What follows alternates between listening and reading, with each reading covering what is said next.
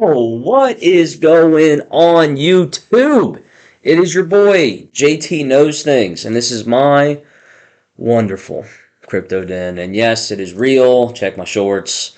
I can pull fuzz out of it. It is not a green screen. I am back today, and we're going to do a little bit of an education on what layer 2s are, because I think it's going to be really important you understand it. Again, we come here for the investor's perspective on technology. I am not here to teach you how to become a Web3 consultant. I am simply just as a technology expert breaking down with a finance background, I'm breaking down what all of this technical mumbo jumbo means for an investor that could be holding or investing or playing with an asset that is native to a project. Okay.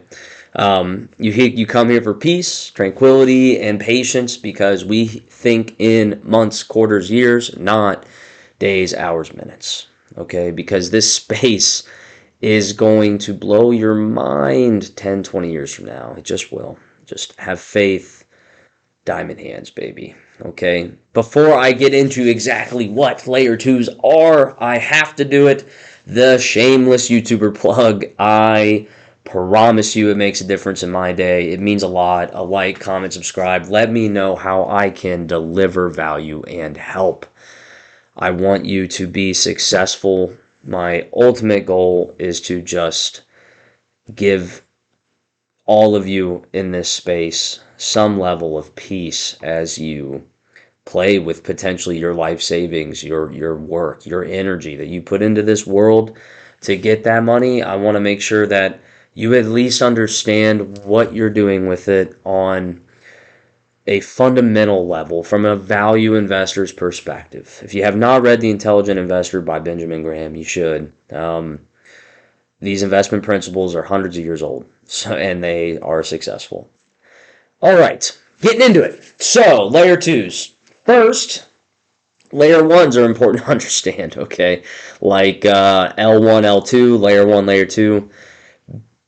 Specifically, I want to separate the difference between the two from a business model perspective, okay? Because as an investor, you need to understand the business. So layer 1s, what they do is they create blocks, okay? Imagine just a empty box on moving day. You can, on that box, you can write whatever you want. Let's say you put dishes, and then you go to the kitchen and you put all the dishes in there, right? And at the end, you might want to throw a towel in there or something else, okay? Imagine a block as that box. A box has a set capacity, 12 inches by 12 inches, right? That's a storage capacity. You can fit 24 square inches. That's a small box, but you get what I'm saying, right? Or it's a 2-foot squared volume that you could put whatever you want in it. It's the same idea. So a block has a block space. Bitcoin, I just talked about on the channel, it's 4 megabytes. People are making 4 megabyte images, right? And then you have Doom being stored in that box, right? Or in the block. And that box has a URL or an ID, basically. Okay, I know you techies, you're going to jump down my throat. Please don't. It's just basically a URL. No different than a website, right? And that block exists to the ends of time, and then another block next to it, and we keep making blocks, right? So the business model of a layer 1 is selling that block space. It's basically selling the boxes to put your stuff in, except it's digital stuff. So transactions is what you would normally think between peer-to-peers, but NFTs go on chain and get stored in blocks. Weather data when Bitcoin first came out.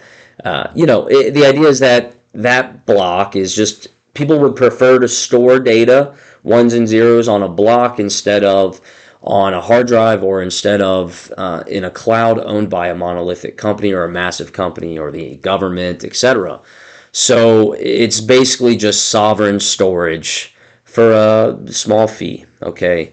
Layer 2s, I would say, are resellers of that block space. So as layer 1s accrue size and performance from a sheer scale perspective, what I mean by that is Ethereum has a lot of users, and it's old. It's older than you'd like to think. Moore's Law, Technology doubles every 18 months, right? So, it might be 20 years old, 22, 24 years old. It's an old piece of technology. Well, we advance technology really fast. So layer twos are packets of code essentially that get put on top of the Ethereum virtual machine. And what they do is they have all, there's so many methods of how they do this, but they basically make the transaction throughput more efficient.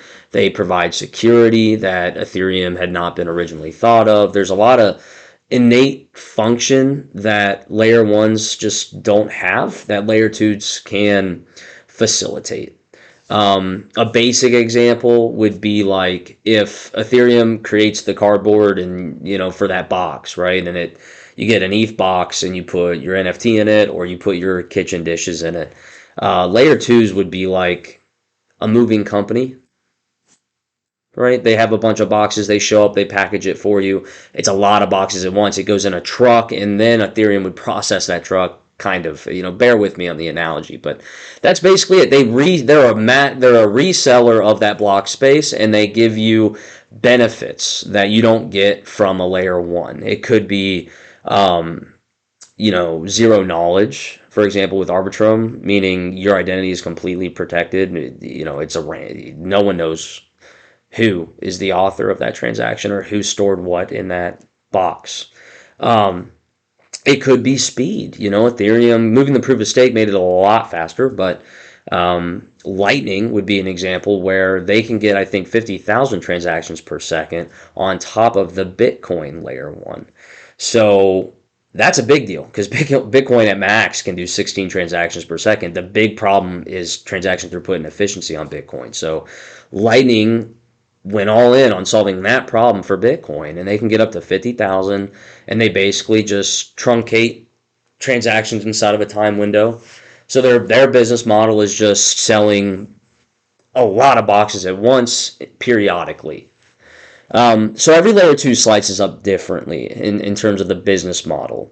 Let me know if you want me to cover specific layer 2s. I'm personally exposed and interested into Optimism, Arbitrum, and Matic. They have done me well so far. I think they have an incredible amount of room to grow. They're cheap right now, in my opinion. Again, do your own research. But that is the investor thesis or the business model of layer 2s I want you to understand. So if you don't know why it's valuable to store your data on a block or to use Ethereum's box over Bitcoin's box and all those other things, that is where I advise you start doing some research. Start understanding the value of these blocks and these boxes, and you'll start inching day by day just a little bit closer to becoming more knowledgeable of what you own and what you're buying. So with that, I'm keeping these short. I will stop reminding you those soon. I just can tell the shorter videos, you guys prefer them. So I thank you again for coming in here. It means the absolute most to me. I love getting on here and talking about stuff. So thank you. Until next time, okay? Take care of one another. Love you guys. Peace.